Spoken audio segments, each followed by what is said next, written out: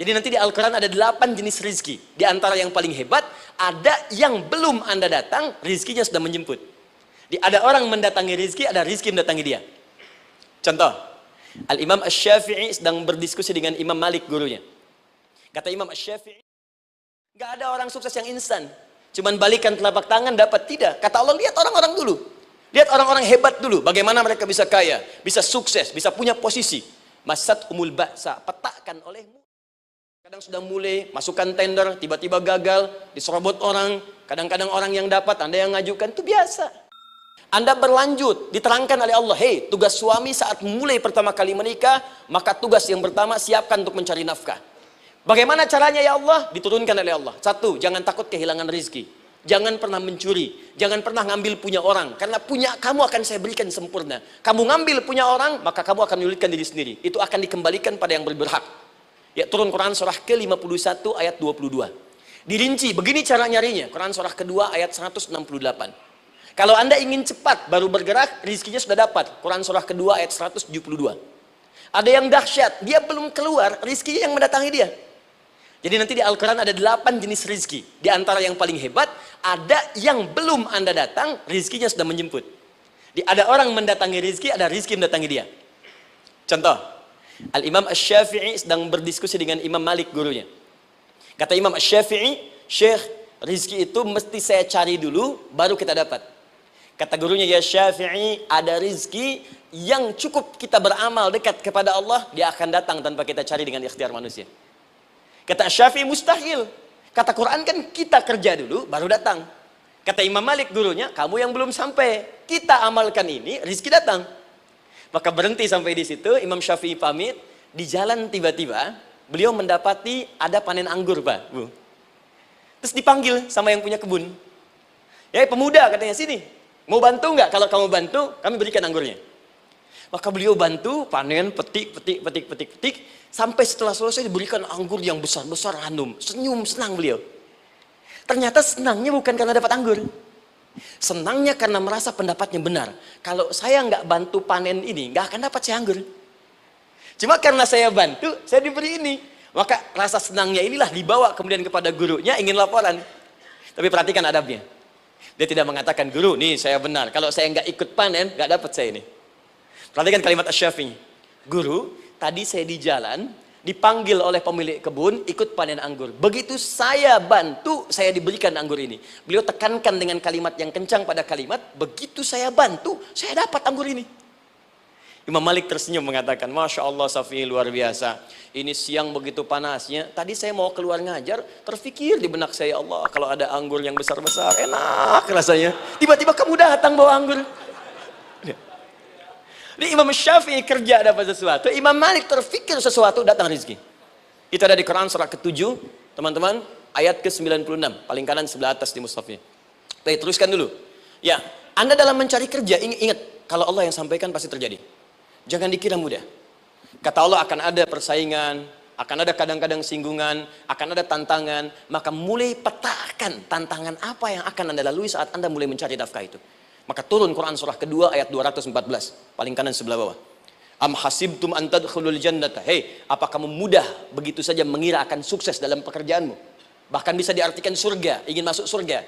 Walamma ya'tikum mathalul ladzina khalau min qablikum. Sebelum engkau diuji seperti orang sukses dulu pernah sukses. Lihat mereka. Enggak ada orang sukses yang instan. Cuman balikan telapak tangan dapat, tidak. Kata Allah, lihat orang-orang dulu. Lihat orang-orang hebat dulu, bagaimana mereka bisa kaya, bisa sukses, bisa punya posisi. Masat umul ba'sa, petakan olehmu tantangan apa yang akan dihadapi saat engkau bekerja itu. Satu, kata Allah, ba'sun, ada yang ringan.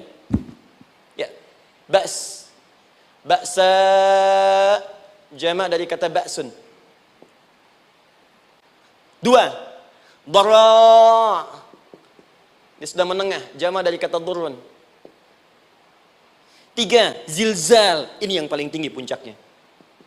Jadi kalau Anda sudah mendapatkan ini, yakinlah, berarti Anda akan mendapatkan posisi yang tinggi. Karena mustahil orang besar diuji dengan ujian yang kecil. Zilzal, ini bagian ketiga. Ba'sa, ba'sun, mulai. Kira-kira tantangan-tantangan ringan apa saja yang akan Anda hadapi? Ya, kalau saya contohkan misalnya dengan contoh yang lain singkat, Anda mau ke masjid, ingin konsisten, mulai hijrah, ingin dekat dengan Allah. tiba-tiba yang tadinya nggak mau ke masjid, mulai ke masjid, diuji dengan hujan. Hujan kecil, rintik-rintik, shower. Begitu hujan, orang Arab mengatakan kalau hujannya bisa lewat tanpa payung pun, orang Arab mengatakan la ba'sa. La ba'sa ini ringan. Orang kita sambungin, labas. Dari bahasa Arab, lewat. Nah, jadi kalau Anda mau berangkat nih, siap bekerja, siap hadapi tantangan. Baru mau lewat hujan kecil, berarti itu tantangan kecil kita lewati. Macet, petakan, cari jalan yang kemudian sempurna, jalan yang kosong, buka Google-nya, buka Waze-nya, buka map-nya, cari. Jadi kalau pada yang kecil aja belum kita lewati, bagaimana mendapatkan yang besar? Anda mau ke masjid, dikasih hujan kecil, mau berangkat gak jadi. Papa, kenapa gak jadi? Hujan mah, kan ada payung, takut riak. Tuh. Setelah itu darwa, maaf, tantangan fisik. Kadang-kadang mulai ke fisik. Mulai mengganggu, ya, maaf, dirincikan kemudian oleh Al-Quran. Turun Quran surah ke-21 ayat 87 sampai 88, kisah Nabi Yunus alaihissalam. Yunus beraktivitas, bekerja, bukan berarti nggak ada tantangan. Kadang-kadang dibawa, kadang-kadang diusir, kadang-kadang Anda dapat misalnya proyek, kadang-kadang sudah mulai masukkan tender, tiba-tiba gagal, diserobot orang, kadang-kadang orang yang dapat, Anda yang ngajukan, itu biasa. Kata Allah itu biasa, bukan cuma Anda, yang lain pun ada. Bukankah Allah ajarkan kisah Sayyidah Hajar alaihissalam dengan Ismail? Bukankah bolak-balik naik Safa Marwah? Kadang di atas, kadang di bawah, kadang lihat peluang sampai Marwah ternyata bukan air. Terkadang Anda yang bekerja, tim yang lain yang mendapatkan karena kerja keras Anda bisa jadi terjadi. Bukankah yang kerja keras Hajar yang dapat Ismail? Mungkin Anda yang konsep, yang dapat minyaknya orang lain. Mungkin Anda yang kerjakan, yang suksesnya teman Anda, gak ada masalah. Dan itu kemudian akan bermanfaat bagi Anda. Tidak mungkin setiap keringat yang keluar dari diri kita mustahil kecuali akan melahirkan manfaat yang kembali pada diri kita. Tantangan. Tapi yang paling dahsyat ini yang nggak ditemukan di sebagian referensi yang kita baca. Ketika Allah menjelaskan semua tahapan-tahapan tantangan ini sampai ke puncaknya zilzal. Zilzal itu kalau bahasa sekarang gempa. Ada ujian yang menggoncang hati kita. Ketika Anda kerjakan, ya Allah, tantangannya dahsyat. Kenapa mesti saya, ya Allah? Kau nggak selesai-selesai, ya Allah. Itu wajar, teman-teman. Itu biasa. Kata Allah, orang dulu saja mengatakan, mata nasrullah, kapan ini selesai? Berbahagialah kalau teman-teman sudah mendapatkan tantangan puncak yang paling tinggi ini. Ini artinya Allah sedang mempersiapkan Anda menjadi orang besar di kemudian hari. Dan cara mengatasinya diturunkan Quran surah ketiga ayat 142, paling kiri sebelah atas. Perhatikan dahsyatnya. Yang pertama diterangkan tantangannya, yang kedua dijelaskan cara mengatasinya. Saya mau berhenti sampai di titik ini, nanti saya terangkan cara berinteraksi dengan Al-Quran. Ya, perhatikan baik-baik. Kata Allah, jika kelak engkau sudah bisa memetakan tantangan ini, maka siapkan solusi untuk mengatasinya. Ayatnya dibuka dengan kalimat yang sama persis. Saya pernah sampaikan teori ini di dua perusahaan besar di Indonesia. Yang pertama ada salah satu perusahaan, karena ini direkam saya nggak sebutkan perusahaannya, perusahaan otomotif besar, sedang turun drastis, kemudian juga ada inflasi yang tinggi. Terus saya terangkan teori Quran. Dia praktekkan berhasil, Pak. Padahal saat itu saya presentasi di depan non-muslim. Non-muslim. Sales-salesnya se-Indonesia dikumpulkan, saya bedah tentang ini. Dan mereka berhasil. Sampai sekarang naik lagi. Yang kedua sama, ini direkturnya juga non-muslim. Tapi nggak apa-apa kita diskusi. Dan mau mendengar teori ini. Dan praktekkan, naik. Ya, dulu di satu perusahaan minyak juga. Sedang turun, karyawan semua dikumpulkan. Lalu kita bahas tentang ini, kita terangkan. Yang ini yang paling menarik dari Al-Quran. Kalimatnya sama persis. Quran surah ketiga ayat 142. Am hasibtum an tadkhulul jannata. Apa Anda duga akan begitu mudah mendapatkan kesuksesan dalam hidup? Tolong fokus baik-baik. Jangan selalu mengartikan jannah dengan surga. Karena asal kata jannah itu artinya kesuksesan, kebahagiaan yang belum tampak. Surga, kenapa disebut dengan jannah? Karena itu puncak kebahagiaan kita yang belum nampak sekarang. Saya kasih rahasia ya, ini antara kita saja nih. Kalau ada kata jim dengan nun di depannya, itu pasti tidak nampak, tersembunyi. Apapun tambahannya. Ya, misal, jin kenapa disebut dengan jin? Karena memang ketika diciptakan, dia tidak tampak, tersembunyi. Lawannya ins, karena itu kita disebut ins, karena saat lahir kita tampak. 18 kali disebutkan dalam Al-Quran. Ya ma'syaral jinni wal ins. Wa ma khalaqtul jinna wal ins. Jadi jin disebut jin karena memang fitrahnya tersembunyi, nggak nampak. Jadi kalau ada jin melakukan penampakan, itu jin sedang kena masalah. Sedang keluar dari fitrah. Sama dengan manusia, harusnya tampak. Jadi kalau ada manusia yang senang sembunyi-sembunyi, dia sama dengan, bukan saya yang bilang, sedang punya masalah. Ke kantor, sembunyi-sembunyi, hati-hati Pak Alfian tuh. Biasa ada pintu depan, masuk pintu belakang. Suami di rumah, buka WA, sembunyi-sembunyi, Bu hati-hati tuh. Pulang lewat pintu belakang, berarti sedang punya persoalan dalam hidup. Setiap ada jim dengan nun, pasti tersembunyi. Ibu punya janin, rahim, dalam rahim ada janin. Kenapa disebut dengan janin? Jim, nun, ya, nun. Karena sosok itu belum nampak dalam pandangan kita. Nanti kalau sudah lahir, baru tampak. Jannah, kenapa disebut jannah? Karena belum tampak dalam pandangan kita. Nanti kelihatan. Karena itu dalam Al-Quran, kata jannah itu tidak dikhususkan dengan surga. Tidak dikhususkan dengan surga. Kadang-kadang menunjuk aspek kesuksesan yang belum tampak. Anda mau ngebor minyak, minyaknya belum tampak. Belum kelihatan. Anda mau kerja, ya hasilnya kan belum tampak. Baru ikhtiar sekarang. Karena itu orang Arab disebut kaya, kalau mereka mendapatkan kebun yang tak tampak sebelumnya. Kebun anggur, bukan kurma, kalau kurma banyak. Kebun anggur, ada apel, ada jeruk, sampingnya ada sungai-sungai, disebut dengan jannah. Ya, kalau punya unta, nggak kaya di Arab, biasa. Karena yang kelihatan padang pasir, unta, hitam, merah, biasa. Tapi kalau sudah punya kebun, kebun anggur, yang sulit di padang pasir ada kebun, itu baru disebut kaya. Karena itu orang Arab kadang mengartikan jannah dengan aspek kesuksesan yang belum tampak. Diartikan dengan kebun anggur, kebun apel, dan macam-macamnya. Perhatikan, am hasibtum an tadkhulul jannah. Apa Anda duga ingin sukses itu begitu mudah? Sukses jadi tidak. Walamma ya'lamillahu alladhina jahadu minkum wa ya'lamas sabirin. Perhatikan baik-baik. Sebelum Allah memastikan pada diri Anda terdapat dua hal yang paling utama untuk mengatasi tantangan tadi. Satu, jahadu. Kesungguhan. Serius. Jadi kalau mau sukses, mesti serius. Kerja serius. Cintai pekerjaan Anda. Ya, belajar anak-anak serius. Pastikan belajar dengan serius. Jangan cuma anak-anak duduk paling belakang, nggak pernah nanya, kadang ngantuk, pulang. Ujian, besoknya mau ujian, baru belajar. Ya, sistem SKS, sistem kebut. Ya, kadang-kadang sejam, Bu, Pak. Saya pernah ada orang di luar ngadu waktu di Libya, Ustadz, gimana ini orang Indonesia? Kenapa? Saya belajar 3 bulan. Besok mau ujian. Teman antum orang Indonesia pinjam catatan saya baru semalam. Dia dapat 8, saya 7,5. Saya bilang, Anda belum tahu sistem SKS itu. Baik, ya. Tapi itu bukan solusi. Begitu ujian selesai, ilmu lupa. Itu poinnya. Jadi kalau hanya sekedar ilmu dipakai untuk ujian, pada prakteknya nggak akan terpakai. Ini banyak anak sekolah sekarang hanya belajar untuk ujian saja. Padahal kalau dipraktekkan, kadang kaitan dengan agama tinggi, Bu, Pak. Fisika itu dengan agama itu tinggi. Gaya F1 sama dengan F2, gaya gerak sama dengan gaya dorong. Gaya sedikit, maka keluarnya sedikit. Pukul kencang, bunyinya kencang. Imannya kalau kuat, amalan jadi banyak. Iman sedikit, amal pun sedikit. F berbanding lurus dengan P, hukum Pascal. Gaya berbanding lurus dengan tekanan. Masuk bab akhlak. Makin banyak gaya, makin banyak tertekan. Nah itulah. Gaji 5 juta, gaya 10 juta. Kan? Ini serius. Serius. Di divisi apapun Anda, saya 3 sepekan lalu lah takziah ke tempatnya yang Habibie, terus diminta tausiah di sana. Dan saya perhatikan beliau termasuk yang paling serius ketika diberikan tugas apapun. Gak pernah diberikan amanah kecuali mencintai pekerjaan itu. Yang Habibie demikian. Ciri orang sukses itu serius. Tapi keseriusan itu, kata Allah petakan jadi 3 bagian lagi. Karena jahadu itu punya 3 turunan kata. Satu, keseriusan merencanakan, disebut ijtihad namanya. Punya rencana. Mappingnya apa? Stepnya apa? Oke, Anda ingin kerjakan sebuah proyek, baik, proyeknya berlangsung berapa lama?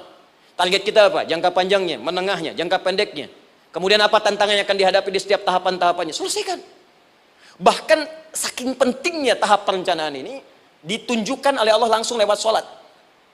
Teman-teman masih ingat sholat pertama yang kita kerjakan? Setiap hari sholat apa namanya? Subuh. Apa artinya subuh? Tuh, ini masalahnya. Ini kata Al-Quran sendiri ya, kata Al-Quran sendiri. Nanti akan ditemukan orang yang ibadah tidak paham apa yang dikerjakan dan dilakukan dalam ibadahnya. Contoh sholat. Kata Allah akan ada orang sholat yang saat sholat tidak mengerti apa yang ia baca dan ia lakukan dalam sholatnya. Jujur tanyakan pada diri kita. Sampai detik ini, dari sekian ribuan kali ruku dan sujud, berapa persen bacaan sholat yang kita pahami? Jangan-jangan kita ruku tapi nggak ngerti yang dibaca. Sujud tak paham yang diungkapkan. Bagaimana bisa khusyuk? Mustahil. Maka kembali ke sini. Kenapa sholat pertama itu disebut dengan subuh? Teman-teman, ternyata semua nama sholat dari subuh sampai isya, plus bacaan dan gerakan dari takbir sampai salam, itu bukan sekedar gerakan semata. Semua ada artinya, ada maknanya. Dan diajarkan oleh Nabi langsung. Subuh disebut dengan subuh. Ada dua kata. Satu, fajar. Quran surah ke-17 ayat 78. Inna Qur'an al-fajri kana mashhuda. Kedua, subuh di surat At-Takbir. Wasubhi idha tanaffas. Kenapa disebut fajar? Fajar itu pancaran positif, pancaran kebaikan. Jadi kalau yang baik disebut fajar. Kalau yang jelek disebut fujur. Fujur ada di Quran surah 91 ayat 7 sampai 8. Wa nafsi wa ma sawaha fa'alhamaha fujuraha wa taqwaha. Fujur itu rambatan, gelombang buruk yang muncul dari nafsu. Ya, ditembuskan ke elemen tubuh kita. Misal gini. Tiba-tiba pengen marah. Ya, di tubuh kita mengatakan melotot, maka ini ada pancaran di hati kita nyambung kemudian ke mata. Ini rambatan dari sini ke mata disebut fujur namanya. Mau ke tangan pukul, masuk ke tangan. Itu rambatannya disebut fujur namanya. Ya. Yang baiknya disebut fajar. Ya, misal saya ingin sholat, tiba-tiba hati mengatakan sudah azan, merambat ke kaki, cepat melangkah. Cepat wudhu. Nah, itu rambatannya disebut fajar namanya. Atau infajar. Ini pasti ada, ya. Fujur nama lainnya nafsu. Disebutkan 115 kali dalam Al-Quran. Takwa, rambatan fajar, sumbernya takwa. Disebutkan 115 kali dalam Al-Quran. Di jiwa kita ada takwa, ada nafsu. Takwa yang dorong malaikat, disebutkan 88 kali dalam Al-Quran. Nafsu yang dorong setan, disebutkan sama 88 kali. Di setiap Anda akan mengerjakan satu hal, pasti akan yang mendorong pada yang baik, akan mencegah dari yang baik itu nafsu. Pasti itu. Pak Alpian mau tanda tangan proyek. Tiba-tiba disodorkan, Pak, ini Pak. Kok begini proyeknya? Perbaiki, karena ada yang nggak beres. Tapi fee-nya lumayan Pak, 1 miliar. Nggak bisa, jiwa takwa mengatakan jangan terima Pak. Bapak mengatakan maaf, ini jari tahiyat, gak akan pernah dipakai maksiat, perbaiki, datang lagi. Ini Pak, kok sama? Fee-nya diperbaiki Pak, 100 miliar. Nafsunya mulai berkata, terima. Takwanya bilang, jangan.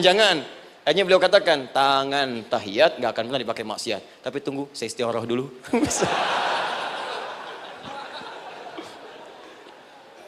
Nah, waktunya, ini salatnya disebut fajar. Kenapa disebut fajar? Karena saat kita tidur, terus dengar suara azan, Allahu Akbar, maka memancar dari iman kita, rambatan untuk merespon suara itu. Bangun kita untuk menunaikan salat. Waktunya disebut subuh. Kenapa disebut subuh? Dari kata asbah. Asbah itu artinya yang siap dengan rencana. Ya, orang Islam tuh nggak ada yang bangun dari tidurnya kecuali punya rencana jelas yang akan dieksekusi di hari itu. Makanya sebelum kita bekerja mengeksekusi itu, kita datang menghadap Allah supaya Allah berikan kemudahan di setiap aktivitas kita. Coba lihat manajemen Nabi. Bukankah sebelum tidur beliau istighfar dulu? Dirinci pekerjaannya, dicatat yang akan dikerjakan besok, istighfar 70 kali, 100 kali, sehingga dengan istighfar saat tidurnya tenang. Coba kita biasakan. Ada yang baca Quran, ada yang istighfar. Kalau nggak percaya silahkan cek. Begitu Anda lakukan, tidurnya enak. Besoknya rencana itu sudah siap. Makanya ketika bangun, siap jam 7 mau kemana, jam 8 ada di mana, jam 12 kerjakan apa. Sebelum mengerjakan itu, datang kepada Allah, sujud, ya Allah, saya punya rencana ini tolong mudahkan. Begitu caranya. Itu yang disebut dengan subuh. Nah, sekarang kembalikan peta hidup kita mau seperti apa ke depan. Ijtihad. Yang kedua, kalau sudah jelas konsepnya, visinya sudah ada, maka jihad. Yang kedua, jihad. Jihad itu eksekusinya, aksinya, actionnya, perjuangan fisiknya. Rencananya apa? Tahajud malam nanti. Bismillah. Jam berapa? 2:30. Baik, yuk kita mulai rencanakan. Eksekusi rencananya. Bagaimana cara kita bangun 2:30? Pasang alarm. Jam berapa alarm dipasang? 3 kali. Pertama 1:30, kedua 2 kurang 1/4, ketiga jam 2 lewat 1/4. Baik. Alarm pertama untuk mematikan alarm kedua. Alarm kedua matikan alarm ketiga. Ketiga siap-siap. Baik. Siap bangun. Jihad. Awas, ini penting ya. Jihad itu jangan dipersempit maknanya kepada situasi peperangan saja, tidak. Banyak jihad itu luas sekali medannya. Karena jihad itu perjuangan fisik. Dan maaf sekali, dalam konteks perang pun bukan menyerang orang. Tapi membela diri saat diserang. Di Islam itu bukan agama ekspansi. Cek di sejarah, nggak ada Islam menyerang. Yang ada itu membela diri saat diserang. Atau saat orang lain dizalimi dan kita diminta untuk terlibat, kita membantu. Ini bukan dalam konteks sekarang yang banyak dibincangkan. Tembak orang, bom orang, nyerang orang. Bukan. Itu waktu kejadian bom Tamrin itu pertama, saya di Lampung posisinya. Itu begitu meledak, tuar. Pertanyaan pertama Pak di Majelis Taklim, Ustadz, apakah bom di Jalan Tamrin termasuk jihad fisabilillah? Saya bilang, Pak, sependek pengetahuan saya, jihad fisabilillah itu jihad di jalan Allah, bukan di Jalan Tamrin. Kaidahnya beda. Nah, misal mencari nafkah itu jihad. Cari nafkah jihad. Quran surah keempat ayat 34, paling kiri sebelah atas. Tugas pertama ketika menikah, kata Allah, ar-rijalu qawwamuna 'alan nisa. Setiap lelaki itu diminta oleh Allah untuk mengatur bagian rumah tangganya. Jadi pemimpin di rumah tangganya. Ya bima faddalallahu ba'dahum 'ala ba'din, karena diberikan kemampuan untuk memimpin. Di pemimpin itu ada di suami. Dan ciri khas pemimpin, Bu, biasanya ciri khas pemimpin apa, Bu? Bukan tegas, bukan. Ciri khas pemimpin itu tidak mau dipimpin. Makanya kalau ada sesuatu, masukkan lewat usulan, jangan beri saran. Kalau saran susah, itu pemimpin. Baik, tapi yang paling luar biasa kata Allah, perhatikan kalimatnya indah sekali. Wa bima anfaqu min amwalihim. Saya berikan tugas untuk mencari nafkah. Ketika seorang lelaki bertugas mencari nafkah, ingat ya, konteks apapun, kalau perempuan nanti bekerja bukan nafkah poinnya. Bisa hobi, ya, bisa aktivitas, tapi nafkah kalau sudah menikah itu ada pada suami. Perempuan tidak. Kalaupun tidak dilarang perempuan bekerja, tidak. Sayyidah Aisyah mengajar, ada yang para sahabiah jadi perawat, ya, ada yang pengajar. Banyak dulu sahabat Nabi yang perempuan mengajar. Ya, kan ada pelajaran-pelajaran khusus perempuan. Ya, ada bagian perawat, ada dokter. Ini kan yang ngandung perempuan, masa yang periksa laki-laki? Ya, ada bagian perempuan tertentu, itu silahkan bekerja boleh. Tapi nafkah laki-laki. Begitu lelaki meniatkan pekerjaannya karena Allah untuk mencari nafkah, itu setiap langkahnya jihad fisabilillah.